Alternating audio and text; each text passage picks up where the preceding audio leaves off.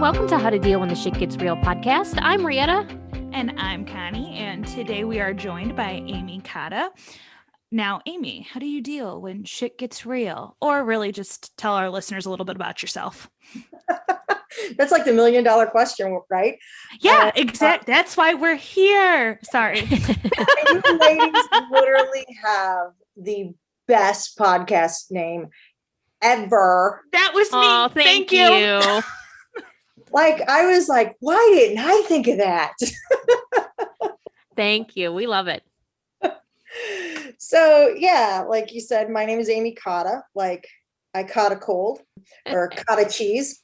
And I am the founder and executive director of Memories of Honor. We are a national military nonprofit based out of Franklin, Tennessee, which is about 15 minutes south of Nashville.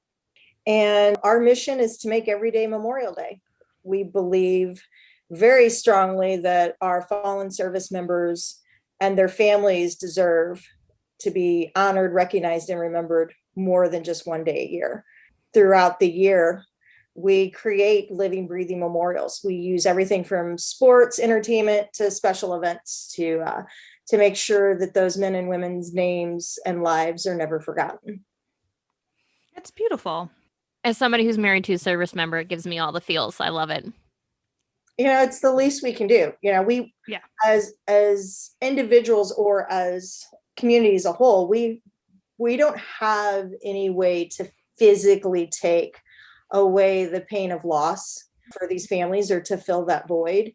If we could, I would, but that's impossible. But what we can do is bring them some comfort and some peace and knowing that their loved ones didn't die in vain, no matter the cause of passing. You know, as a mom I'm a mom of 6, but also as a mom of an active duty Marine, that was my worst nightmare, the thought of losing my son.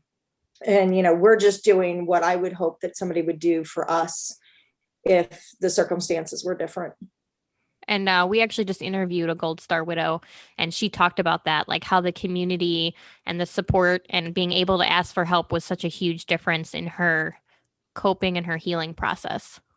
Yeah, you know, it's something that none of us could ever really wrap our brains around. It's like one of those things where we can be empathetic, but until you actually walk and live in that person's shoes, you know, you don't know what it's like. So we try to make sure that everything we do is with the greatest intentions of bringing comfort and peace. And, you know, I always say mission first and then do no harm. So that way we're not unintentionally causing any more pain than has already been suffered. Those are 2 great models to have for sure. So what inspired you to create your nonprofit? Oh my gosh, how much time do we have? However long you want to talk, we're here. It was very, very unintentional. So I'm an entrepreneur at heart, but I never, you know, I've incubated businesses out of like the Nashville Entrepreneur Center, and I've owned other businesses. But I didn't say, oh, you know, I'm going to start a nonprofit and here's my business model and here's my business plan and let's go out and execute. When I hit about 40, I was 39, turning 40. That's when shit started getting real. And I was learning that there was more in life than just what I wanted, or it shifted from me to we. And that's another whole story for another time. But a lot of my family members had been hit with cancer, and I lost a couple, and I decided to stop living in the, oh, what can I not, you know, what I can't do, or, oh, poor me, I want to do this, but I'm afraid to. And so that was the first pivotal moment in my life. The second was the day that I signed my then 17-year-old son over to the Marine Corps. Now, I always knew that this kid was going to go in. He was a child of 9/11. You know, he was old enough to know what was going on and what was happening. And, you know, from that point on, he had always dreamt of going into the military. And he spent all 4 years in JROTC. he was also part of the Raiders team. So I knew he was going in, right? Like I had all this time to prepare and I was okay with it. Our family, we are a military family. Almost every man in my family, both sides, has served at some point, and including my ex-husband, my dad. I had uncles and cousins that fought during Vietnam, World War II. Our family goes back to the Civil War. But the day that he came home and said, "Hey, I don't want to go into the Army. I want to go into the Marines." And I know enough to know the Marines are the first ones in. It's 2011. We've been losing just the casualty count has been huge. And I knew people that had lost loved ones. But about that time is when things started shifting a little bit and we started losing more here at home on American soil than we were losing overseas. And I knew people that had lost loved ones after coming back home. And so I was sitting in the recruiter's office, and I'm not a shy person. I'm usually pretty vocal. I'm usually pretty outgoing. Even in uncomfortable situations, I'm the one to tell a joke to break the ice. And I literally could not speak. I knew if I tried to speak, I was going to like break down. His recruiter did a really, really good job of being open, honest. And he said to me, "Ma'am, it's not a matter of if or when your son's going to deploy. It's going to be where and how often." Like I'm already like getting choked up. And those words sat on me like an elephant of, oh my God, what am I doing? Don't sign these papers. Make him wait. Make him sign them himself. Because selfishly, I didn't want that on myself. Because part of my brain was going, oh, what if he gets in and he hates it? And then, Mom, why didn't you stop me?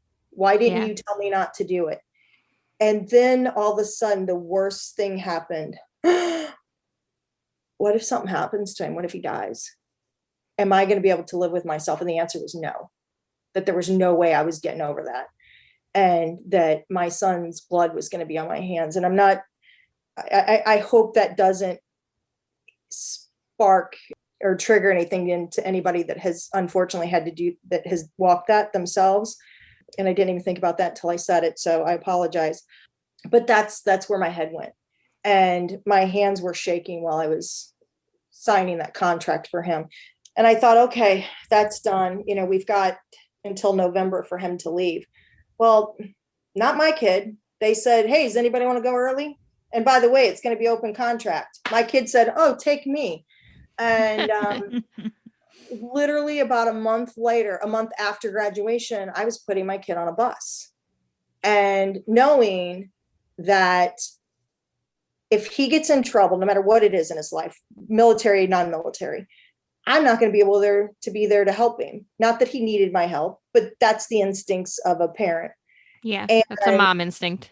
Right? And people would tell me all the time, "Oh, just wait until you send your kids off to college. It's the hardest thing ever." Now I know, because I've sent kids off to college too. Now I know you take that feeling of separation, that feeling of anxiety, that feeling of just helplessness, and you pour rocket fuel on that, and you light a match and you throw it on that sucker. And that's what it's like to possibly be sending your child off to war. Oh, yeah. And it crushed me. It was the proudest and hardest damn day of my life. Not that it matters, but is he your baby? I'm just curious, is he your youngest? No, he's not. So he was my, well, yes and no. Tyler was my youngest from my first marriage. And then I had a huge gap between ages of children. So yes, he was my baby. When Tyler was born, I've only have talked about this a couple of times, and I'm not going to cry, but when Tyler was born, he went into fetal distress, and I almost lost him during childbirth. Oh no. Signing him over and then putting him on that bus was reliving all of that. Don't take him, not now. Yeah. Just came, all that trauma I had forgotten about came flooding back in. So when he did leave, when he was on the bus and he was gone, I had this feeling of loss. I didn't lose him. He was still alive, but and I'm not trying to compare my separation anxiety by any stretch of the imagination with true loss, but it was as close to that as you could get without actually losing somebody. Like, I went to a deep spiral depression, and it had gotten to the point where if somebody just mentioned his name, I couldn't speak. I'd start crying. We'd be at dinner and I'd be crying. I'd be driving down the interstate and I would just be ugly crying. And it was because I didn't want to lose him again. Even though I didn't lose him the first time, again, I was reliving all of that trauma from childbirth, and it sucked a lot. Wow. Sounds like it. I mean, that's got to be rough. Yeah, it wasn't much of a cakewalk, but it got real, right? Shit did get real. But it gave me a microscopic glimpse into the world of what it must be like for those that have lost their loved ones, and especially for those poor moms and dads that have lost their child, and for some of them it was their only child. So while Tyler was gone, I had a pair of combat boots. They were steel toe Marine Corps combat boots. So I had them from another military nonprofit, from a fundraiser. And I thought, you know what, I'm going to start wearing those boots. So I started wearing them everywhere I went. It was in the middle of July. I'm out walking in shorts and combat boots. We would go to more of a dress up cocktail party. I was in a dress and combat boots. Shortly thereafter, there was a 5K within basically jogging distance from my house. And I wasn't a runner. And I had severe IT band syndrome for years of mountain bike racing. So I laced up those boots and I went and I did the 5K. And like, this beautiful thing happened. Like, people would tap me and I'd take out my earbud, or, my headphone, and they would ask me, why was I running in the boots? And I would tell them, I just put my son on a bus and he's in the Marine Corps. And they would either cry with me, or they'd have a moment where they would thank me, or they would tell me, these are brief encounters, but they would tell me, my son or my husband or whomever, served too, thank you. And then 2 weeks later, there was a women's half marathon in downtown Nashville. Now, this was the 4th half marathon I've paid for. I've never showed up to a starting line, because I always wanted, that dream of, I'm going to be a runner and I'm going to do a half marathon, but I never had the courage to show up. And not only did I show up to that event, I was in my combat boots and I filmed all of it. I taped it because I talked to Tyler along the way as I was filming it. The most amazing thing happened was that as I was starting to suffer, it was like armor falling off of me. It became a form of therapy. But prior to that, I told my husband, I said, I don't want to, but I'm going to have to go get some help. I'm going to have to get on medication or something, because I don't like being the way that I am right now. So those boots became my medication. And the more I suffered, the more I healed. I quickly noticed that it wasn't just for me.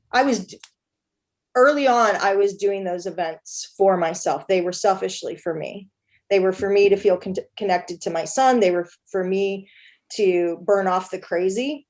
But eventually other moms, other dads, people were reaching out to me because of Facebook starting to, really gain popularity. And I was sharing my experiences and photos, and my inbox started filling up of, my son's leaving for boot camp. I need something. I'm so desperately depressed. Where do I get boots? I want to do something too.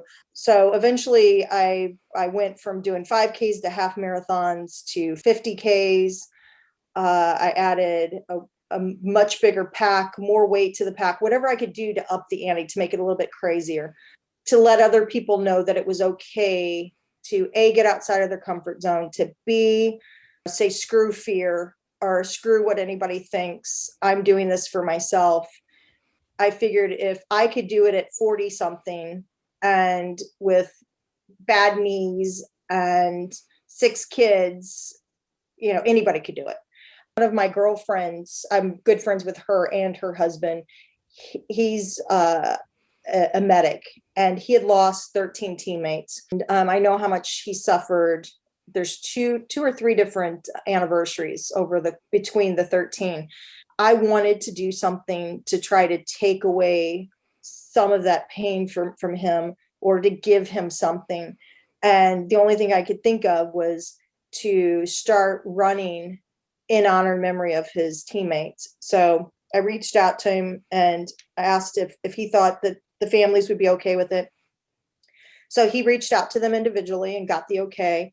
And so I added photos of those 13 fallen service members on my pack. So now every time I went out and did a race, I also had those photos for everybody to see, honor, and to remember. At one point, one of the moms had reached out to me, Tara, and Tara had said that her son, Anthony, always wanted to do an Ironman someday. But Anthony was never given that honor and privilege of doing that because, unfortunately, he was killed in action. He was only 24 years old.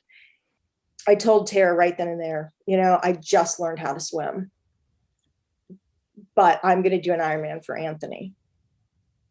And when I'm telling you, I just learned how to swim, like I literally had just gotten to where I could put my face in the water, without panicking. And long story short, I went out and I did the inaugural Ironman Chattanooga. And during the run portion, I once again was in my boots, the pack, the photos, and I had the full support of all the other athletes, the full support of Ironman. At that point, I had 21 fallen photos on my pack because God, the universe, whatever it is you're comfortable with. For me, it's God. God kept putting people in my life that had lost somebody. So I had 21 at that point. And about a week after the race, I was sitting here in my office and I was writing a handwritten letter to Tara to tell her, thank you. And I'm sorry, I'm trying not to get choked up. Right. What an impact Anthony had on me. And even though I never met Anthony, I never had that privilege. His life for me, for us, for my family, for our children, is still all these years later impacting people that he never met. That was another pivotal point in my life of, I've got to keep going. I've got to keep doing more. And I had reached out on Facebook asking if anybody else would be willing to donate a medal for Kristen. Her brother was a high-ranking Marine. He was also on my pack. And at that time, we didn't have boosting posts. There wasn't Facebook ads. It was just on one of the groups. And I thought I was going to get heckled because I know how much training, and these medals are like Olympic gold medals to those that have earned them, because you're spending at least a year away from your family, of 15 to 30 hours a week of just grueling, painstaking training. And to my surprise, not only did not anyone heckle me, but within a matter of 2 hours, I had enough medals for all 21 service members. Oh, And I was incredible. I was turning medals away. Oddly enough, I didn't realize it until later, but the day of the Ironman was actually Gold Star Mother's Day. No, it was meant to be. Yeah, it wasn't intentional. And,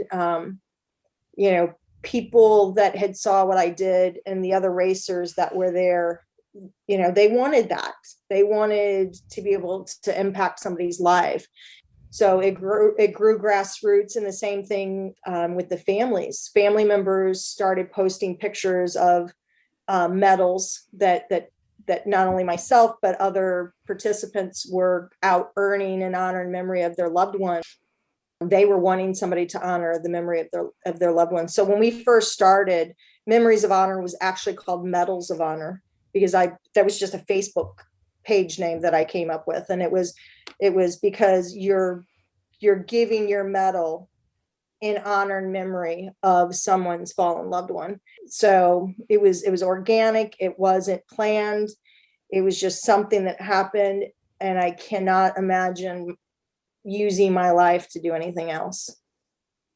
What a great story, and how it just It all really kind of is. came together for you. Like you can't, like you said, you can't ask for a better Can't like make this shit up. accumulation. Yeah.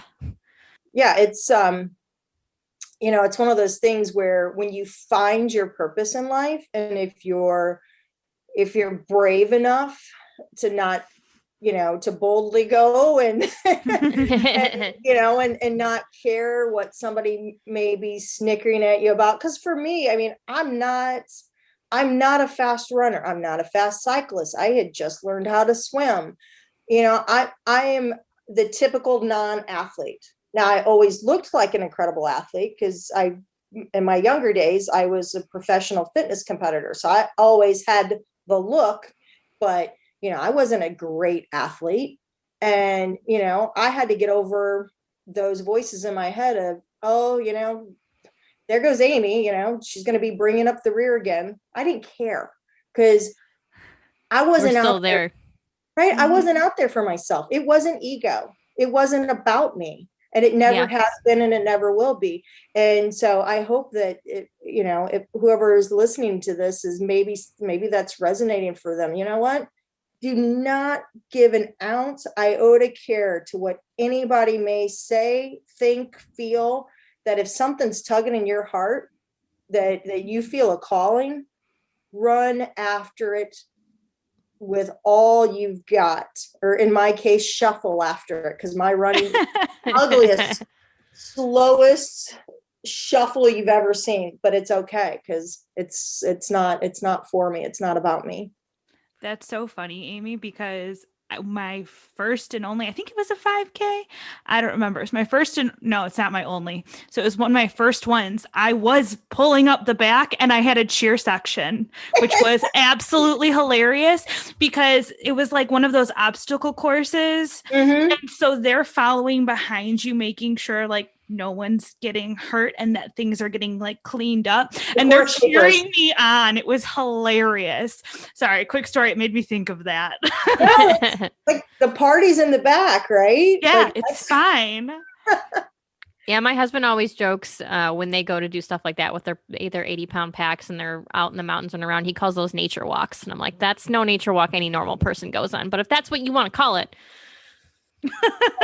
Well, think about it too, like taking a civilian, which I am, and getting other civilians to literally walk, run, shuffle a mile or more in a situation that's nowhere near what your husband is going through when he's training, right? Or nowhere near what it's like on the battlefield. But knowing, oh my gosh, lacing up boots and running in boots is no joke. Oh my gosh, a 15-pound pack, that's no joke. Yeah, imagine doing it in those boots, 80 pounds just in your pack alone. That's not including any of your other, your whatever kind of firing device you have, rifle or whatever, and you're dodging bullets. Yeah. Like it gives you a different perspective on what not only the training that it takes to get them there, but the mental capacity to go, okay, this really hurts, this really sucks, but you compartmentalize it and you don't pay attention to that pain anymore because you're focused on the mission. And in my case, the mission is getting to the finish line. I think it's amazing. Like I'm a big, huge fan and instigator when it comes to suckering people to do things outside of their comfort zone. And if I can get them in a pack and a pair of combat boots, all the better. Yeah. One thing that I do every year, well, it actually has changed. I used to, every year on Memorial Day, I would go up to the crosses at Camp Horno on Pendleton, which is where there's a huge memorial for a bunch of fallen soldiers. So I used to hike up there every year. And that was the same thing. I tell myself, like, no matter how hard this hike is, it's nothing compared to what these guys who have lost their life has done. And since I can't hike to the crosses anymore, I do Murph every year. I do the Murph WOD for Lieutenant Mike Murphy. And it's the same thing.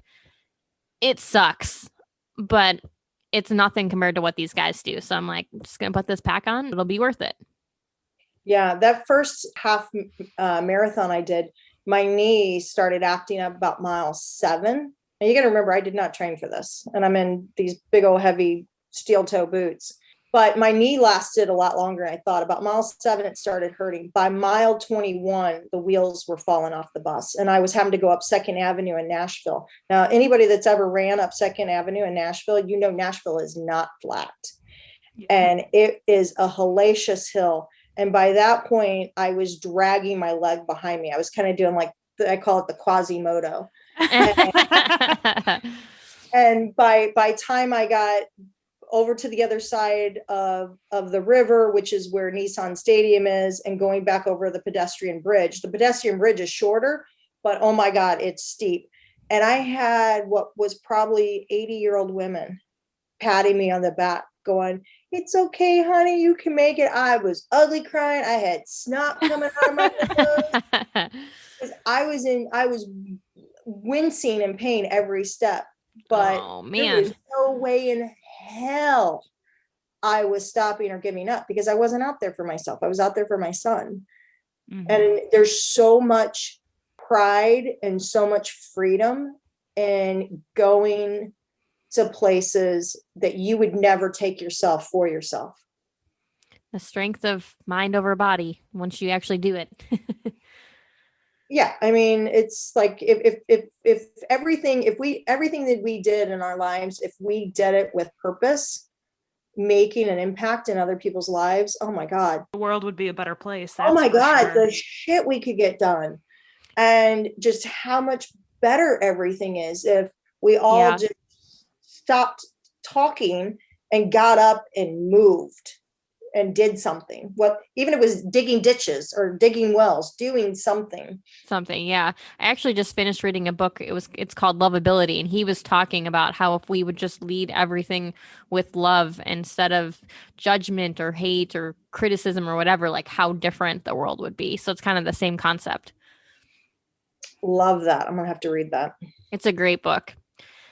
And kind of piggybacking off of your Memories of Honor, how did Memories of Honor add on valor bands and wearable gratitude? Where did that come from?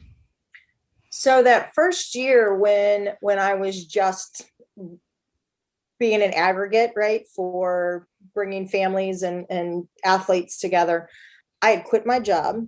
So we went from a 2-family income down to 1. We still had 4 or 5 kids. I don't know. I lose count. We have so many kids.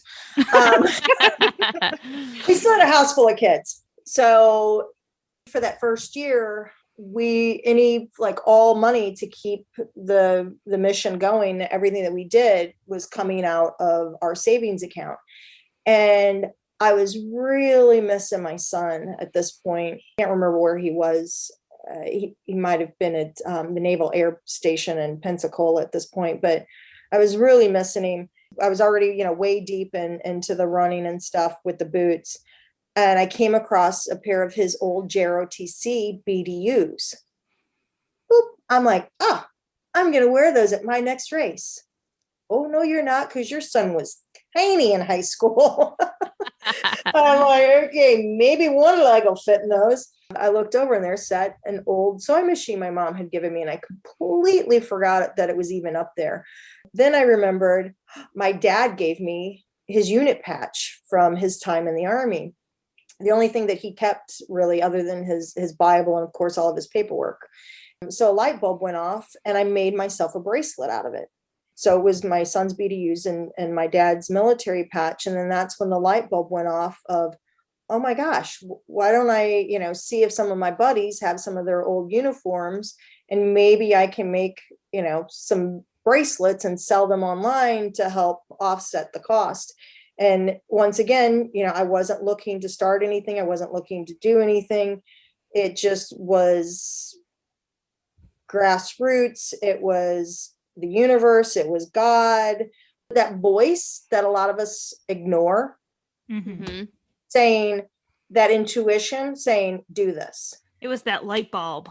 Right. So little did I know Valor Bands, which is now Wearable Gratitude. Valor Bands is a product, which is the bracelets, but Valor Bands was born So similar to how the nonprofit Memories of Honor, we create living, breathing memorials for those that we have lost, which that covers killed in action, missing in action, training accidents, self-infliction, medical issues directly related to service, as well as any loss of life while on active duty. Wearable gratitude is a way for us to continue those stories of service for any veteran, no matter what branch, no matter when they served. And it's pretty cool because each one of the bracelets comes with the story of the service member who wore those uniforms. So now that individual is getting to own a piece of history. I mean, if those uniforms could talk, what stories, even funny ones, like what stories, mischievous ones, I've got a lot of buddies that are veterans, and I've heard a lot of them, but what stories, those could tell. And every little flaw, every little, discoloration, that's all somebody's history. I didn't realize it until I got into it, but there's anywhere between 200 to 250,000 service members separating from service every year. That equates to about 2 million uniforms. And it's like, where are these things going? Eventually, they're going to end up in a landfill. So this way, somebody can own a piece of that service member's story, but now they can tell that story. For example, my daughter-in-law is a sergeant in the Marine Corps. She donated one of her uniforms. And, now when anybody orders one of her uniforms, they get to learn about my daughter-in-law. They get to learn about her service. And just like any of the other donors that we have. So it becomes a conversation piece, and it becomes a way for individuals to non-verbally, in a fashionable way, say thank you for your service. I'm gonna have to tell my husband to send in one of his uniforms, because I've been just putting them in my punching bag, but that seems a lot more useful. I like that it's in your punching bag, Rihanna. That's hilarious. Hey, it's getting used at least, but I mean, I'd rather send Amy some. Wow, that's awesome. It's doing so much because you're also taking out those uniforms from being in a landfill eventually. Yeah. You're doing like a lot of things. It's like a really big cycle, and I can see it and I like it. Yeah. Our saying is recycle, refashion, redeploy. So we're redeploying those uniforms and giving them new life. That's amazing. No, I like that a lot. That's a great mantra. Even the guys that are still in, like my husband, I can't tell you how many uniforms he's gone through because they get holes in them, they get beat up, they're trashed. Yeah. And he's very, very particular about his uniform looking how it's supposed to look. So if it gets even like the tiniest hole in it, he's like, no, I can't wear this. Yeah. And then, it hasn't been a lot of changes, but since I've been doing this, there's been quite a few changes in the camos, like with the Navy, they got rid of their blueberries, the blue uniforms, and now they've gone to a multi-cam. And I'm like, yes, send me okay, my son cannot hear this, although they are a part of the Navy. I love the Navy blueberries. they make the coolest products. They do. And I love blue. So, it's, what are you going to do when the branch, the service that you're working for says, we're no longer doing that camo pattern. We're doing something different. Now you've got to get rid of everything. Where's it going to go? Yeah, exactly. I remember when we found our grandfather was in the Navy and we found his Navy uniform. Even in high school when I was little, there was no way I could get into it. He was like the tiniest person ever. I'm like, I can't even get a leg in this. Oh my God, I never even saw that. Rude. Oh, it was tiny. I've seen the photos. Did you see? Well, Grandma told the story. She borrowed it to somebody to use for a play, and they never gave it back to her. Grandma. Well, and what were you doing? She's the nicest soul on the planet, so she won't ask them for it back. She's just like, well, it's gone. I'm like, what? What? That was Grandpa's uniform. Get it back. Oh, that hurts. Yeah, she does. Because I didn't even know it existed, because there's quite a few years between the two of us. So I was like, what? That existed? I only saw the photos. Yeah, I saw his whites, and they were like the tiniest thing ever. Even That when makes Luke was his sense. skinniest, he wouldn't have fit in. I'm like, he was a little man. I was like, holy crap. Yeah, That's it's crazy. pretty cool because for the Valor bands, the bracelets come with the stories, but a lot of times too, we'll get in uniforms in bulk. For example, like my son-in-law was in the Tennessee Guard. He just went to his buddies and brought me garbage bags full. And I was kind of like, oh, thank you, but I don't know who they belong to. Now what are we going to do? Yeah. Because that's part of what we do, is making sure that that story gets told. I adapted and said, okay, we're going to make sure that the story still goes with those that we're making the Valor bands, the bracelets out of, but we'll still use these uniforms because they all have a story. We just don't know what it is. Right. And started making dog collars. I tell you what, my dog, my smallest dog, I should say my youngest dog is 3. Yeah. He's 3 in April. And that collar is still just as durable, just as, I mean, it needs to be washed, but I mean, these uniforms are made to last. They make Yeah. perfect dog collars. So we made dog collars, like these wraps for drinks, because I love ice Mhm. cold drinks, but Yes. your hand, and I hate koozies, and your hands will start to warm up either the can or the bottle or the glass. Yeah. Uh, so we have these drink wraps, we make purses, bags, I and then loved the purses. I saw they them on your Instagram. I was like, ooh, that's cute.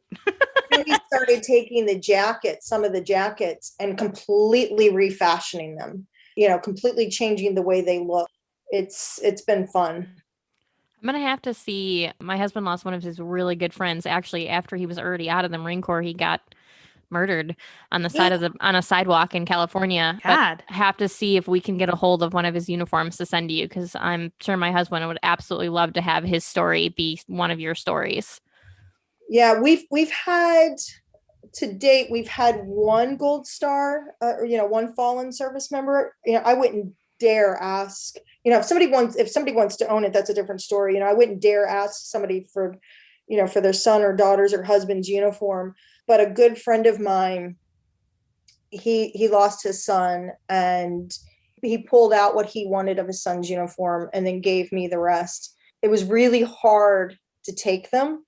It was Yeah. really humbling to take them. He wanted other people to know and have a piece of his son.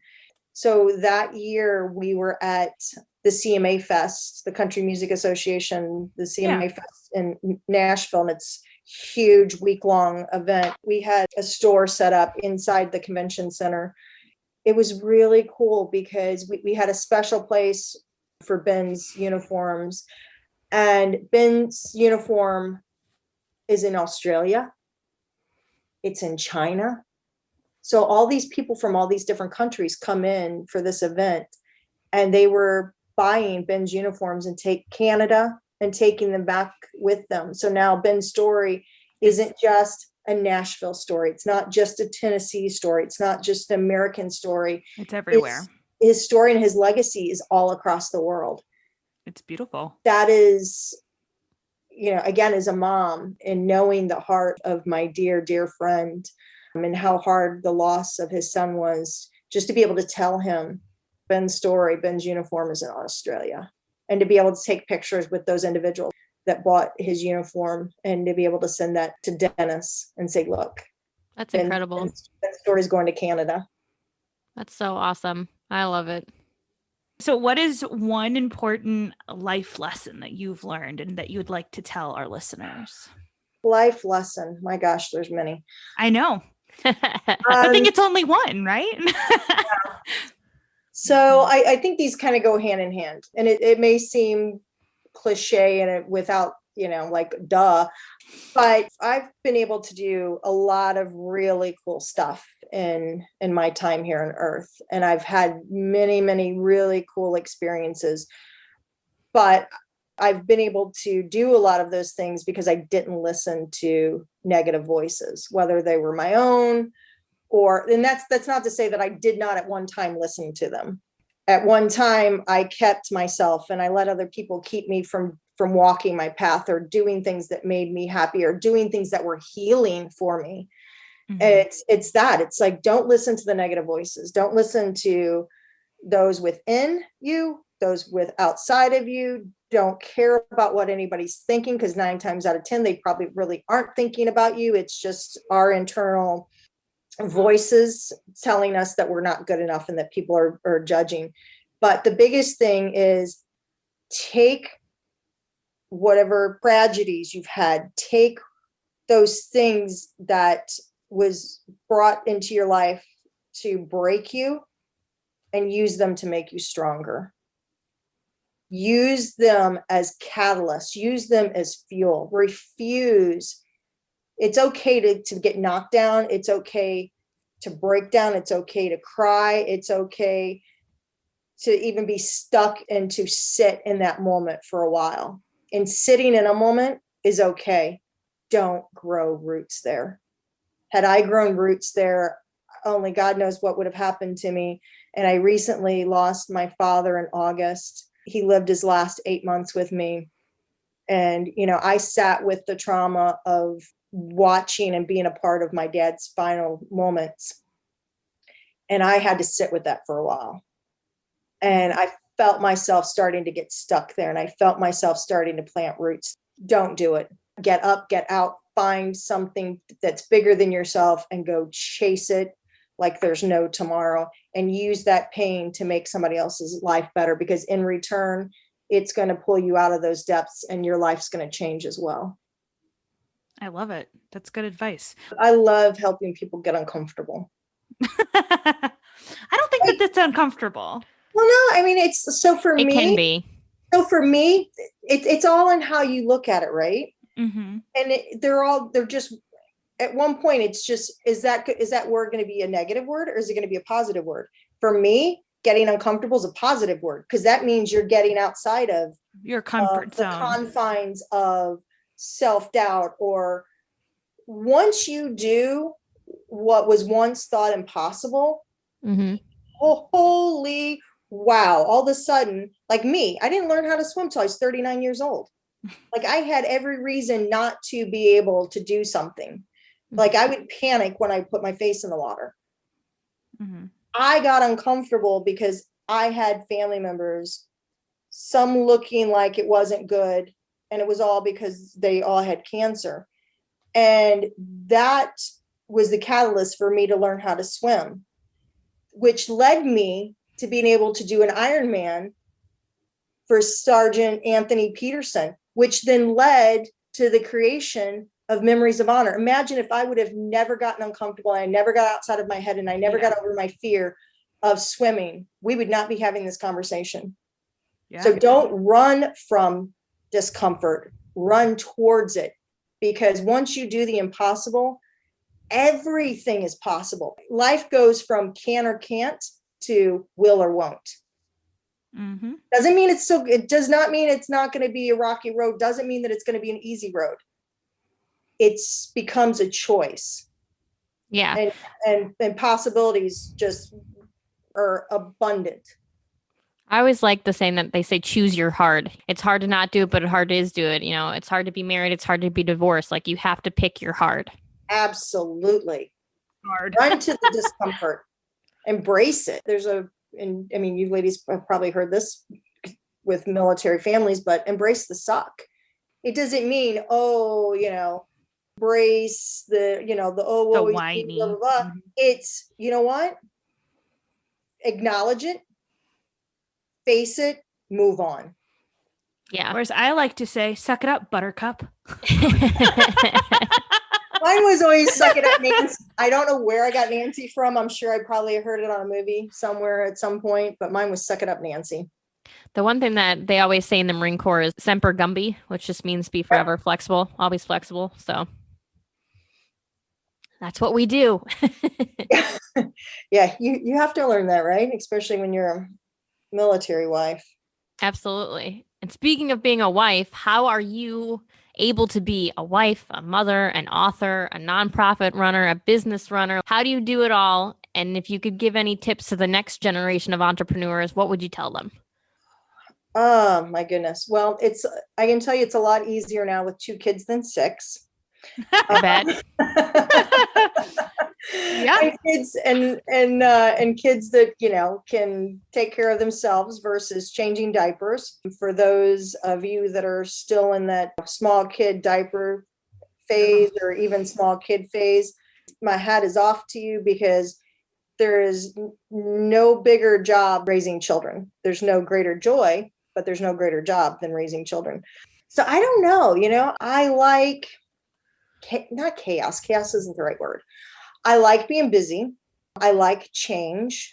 I thrive when the shit gets real. You know, Nice. I may not like it at first, but I sometimes, oh God, I almost wish it wasn't this way. I sometimes do my best work when I'm pushed up against a wall. And I think that's what makes an entrepreneur a good entrepreneur, because there is no such thing as failure. If you ever meet an entrepreneur that says they never failed and their first ideation of whatever it is that they were doing worked, you're looking at a liar. Yep. Yeah.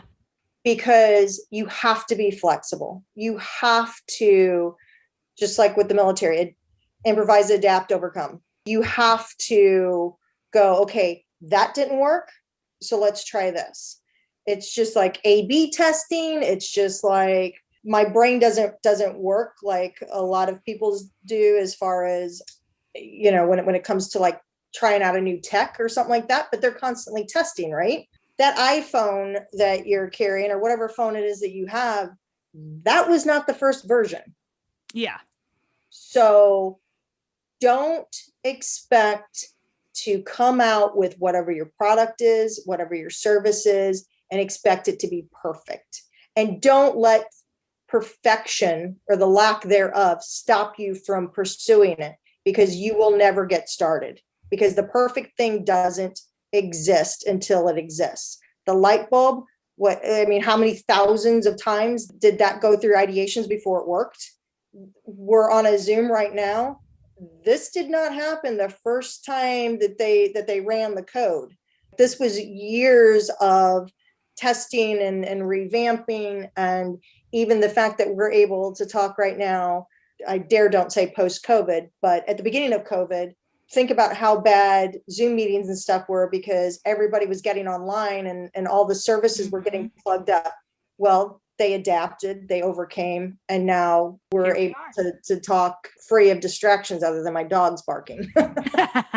That's definitely valuable advice, because I feel like I'm going through that right now. Because Amy, we've talked about it before. Like I'm trying to get a nonprofit on the ground and off the ground, and it's going so much slower than I want it to. But I have to constantly remind myself it's still moving, it's still happening. It's just taking longer, which is okay, and we haven't given up on it, which is all that really matters.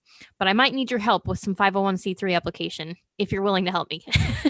Yes, and I will actually show you what I used Yes, please. to do mine, because I didn't just go, oh, I know how to do this. That's the other thing about being an entrepreneur, right? You've got to be willing to do the hard work. You got to be willing to do the research and roll up your sleeves, because nobody else is going to do it for you. Nobody's going to love your baby as much as you do. Yeah. Nobody's going to understand it at first. And when people come and ask you questions, don't take it personally. Oh my goodness, that is probably the biggest thing. Don't take questions personally, because a lot of times when they're asking you questions, you will actually find things that you missed, that you forgot about. Even like with the 501c3, I didn't know what I was doing. I had no idea. And I couldn't afford an attorney. I mean, that was going to be thousands of dollars, because they like to get paid. So, I did my research. I found an online thing that I could go through, and I literally had two screens up. One where I was watching the class, where they were taking me step by step. And I'm sorry, I had two screens plus my laptop. And then I was actually physically filling out the paperwork online while she was talking. And then I would stop, and then I would go back to work. Within 3 weeks, we had our letter, which is unheard of. Wow, I was going to say that's really fast, unless you file an easy form, because those come faster. But yeah, when you do a regular 501c3, it doesn't come that fast. That's awesome. Yeah, we got it within 3 weeks. And I had heard horror stories about getting it. Yeah, I'm definitely going to need that program because that sounds exactly what I need because it's so intimidating and I'm not one that's afraid to bootstrap either. We bootstrapped this podcast. We had no idea what we were doing. We had no idea how to edit it or do any of it and we're just like, let's do it. Figure it out. That's when the best things come about. And when you guys listened to whatever that voice was, whatever that intuition was, I say that voice when an idea pops in your head. Yep. Like a lot of times people will ignore that. Mm-hmm. And sometimes, yeah, it can be distracting if you're a creative like I am and you're constantly having all these creative ideas. Yeah, you shouldn't chase every idea you have because then you're going to, be chasing squirrels all day long. If an idea comes to you and it doesn't go away and it keeps coming back around, that's when you know, or when you hear somebody talk about a pain point and your idea fills that pain point, grab your pack and run like Hades, because that's probably the path you're supposed to be going down. But also know, and I've seen a lot of other entrepreneurs as I was going through the Nashville Entrepreneur Center, what they ended up launching was nothing like what they started. Mm-hmm. But what they learned through that process got them to where they needed to be. So imagine if they just said, oh, well, this didn't work. They wouldn't have what they have now. Same thing with Memories of Honor. Again, I didn't intentionally start this, but I ran with it and I kept listening to my gut, to my little crazy voices in my head. Sometimes those voices are pretty smart. And lucky for me and Rietta, when we started why we started the podcast was we kept on talking like, oh my God, our family stories are so crazy and nobody can pick the same story.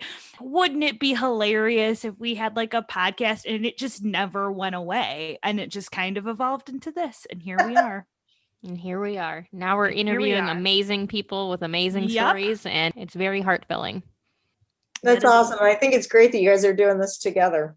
Well, I applaud you guys. I mean, it's not easy work. I had thought, oh, well, maybe because we've got so many amazing stories, maybe I'll do a podcast. And I'm like, who am I kidding? I don't have that kind of time. I don't have, all the front end work and then all the pre-production, the production, the post-production. And I'm like, well, maybe I should just go back into radio because then I can just pot up a mic and let it go. There you go. That'd be a lot easier. I've got to thank you for the therapy session. You'll have to tell me where to Venmo the money. We're free. We're gonna have to add that to the resume, though. You're right in my budget. I love Anytime. The fee is now everything that you say will be aired and people can listen to it. So it's kind of a give and take. I love it. What is the most challenging thing you've overcome and how did you do it? Oh God. Because I'm guessing there's a lot by the look on your face. Looks is 1,000 words, right? Yep. I mean, she's got 6 kids, so I mean, It's rough. There were some points too where I was a single mom and with kids. I think that was part of it. And I think I covered the other part. I would really say that the most challenging thing I ever faced was, signing my son over to the Marine Corps. But prior to that, learning how to swim at 39 changed my life, rocked my world. It wasn't easy, but to be able to go from not being able to put your face in the water to be able to swim over 2 miles in open water in a river. It's impressive. Holy cow. You never know who you're inspiring by what might look like setbacks and what might look like failure. Mm-hmm. So that's something that I would really tell people, as well as you don't know who you're inspiring. You don't know who's watching. And when I learned how to swim, it gave a lot of people courage to go out and do whatever that thing was that was scaring them. When I would have a setback with my training, people came out of the woodwork and going, hey, I went through something similar and I was afraid to tell anybody. or, I didn't finish a race and I never spoke a word about it, where I was very vocal and very open and honest about my setbacks, my failures, because failures aren't failures. Yeah, it seems weird to go, oh, I learned how to swim and that was the biggest pivot point in my life. But it was, because I did something that I was petrified of doing. Yeah. And it's kind of like the Oprah effect. I don't know if you've ever heard that term or not. The running industry hit an all-time high with women running after Oprah ran the New York City Marathon. Because damn it, if Oprah Winfrey can run a marathon, So can. can I. And that is where, by being open and honest about what you're going through, and instead of going, oh, everything's great, I'm doing awesome. No, tell your story, share your story, because people will learn more and get more out of things that are hurting you. You were talking about Instagram, Facebook, everybody puts on this facade. And everybody looks like they live in these beautiful bubbles. And that shit ain't real. Like they've got skeletons in their closet just like we do. They've they may be going through a divorce. You don't know what kind of crap is going on. But when you can have the courage to go, man, I had a crappy day. I'm going through this divorce. For me, it was, the last one was, I kept a lot of what was happening with my father close to my chest, and I shut down and I didn't let anybody in. That's the first time that I wasn't like open and honest with people. I shut down and I completely closed off from everybody. After I got out of that place of almost planting roots, I opened up to people and I said, look, fell into deep depression. I had PTSD. I was constantly stuff that was bringing back trauma. I went on a drinking binge for 4 months every night, to the point where I couldn't see straight. I didn't stay there, but by being open and honest, it was like, look, I'm not this person that you may perceive. Like, I've got shit in my closet. But by sharing that, you don't know who else needs to hear it, because they may be looking at you going, she's got it together, or he's got it together. We need to know that we're not alone in our time of need. So yeah, that's the story. I'm learning to find my happy again. I lost it. And you're coming back. I'm coming back, baby. And we're glad you're here and that you came and you talked to us about it and talked to our listeners about it. And we are here to support you and love you. And thank you. Well, and if anybody, be your therapists. Yeah. Hand over the money. Hey, you said you were free. Damn it. We got it on audio. But too, if anybody wants to, I'm terrible about responding just because I'm so busy, and it's not like, oh, I'm too busy to respond. It's just being honest. But if anybody is going through something, if anything that I said hits a note or resonates, I'm happy to be a support system from afar, because we weren't meant to walk this life alone. Well, thank you for joining us. Yeah, that's a beautiful end note right there. It's just a lovely little flower. This is how to do. And we were with the lovely Amy Cotta, and this is how to do when shit gets real. And check us out on all of the socials, and hit us up. Every episode's out new on Friday.